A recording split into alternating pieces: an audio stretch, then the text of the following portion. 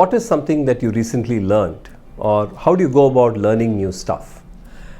This is a question that is there to gauge, one, your interest in learning and how you sort of keep pace with technologies. And more importantly, it's also to understand, are you able to learn? How do you go learn yourself? At a mid and senior level technologist, it's no longer okay to say, well, I hope the company gives me training, right? I mean, it's important, but you own your career and you have to essentially make the right investments in learning.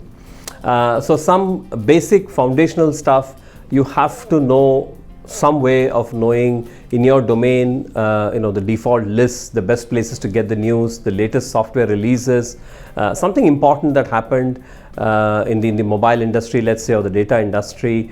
Those are things that you should just automatically know. You have to have your ways, and you have to have plugged into those default ways to be able to sort of know that information.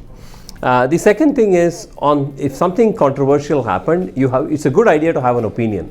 For example, do you like iOS versus Android, or do you like software 1 versus software 2 in the databases, MySQL versus Oracle? Your opinion matters. Remember that your opinion need not be the same as the interviewers. So therefore, being a little careful about how you phrase it, being humble about it, being clear about data driven is important.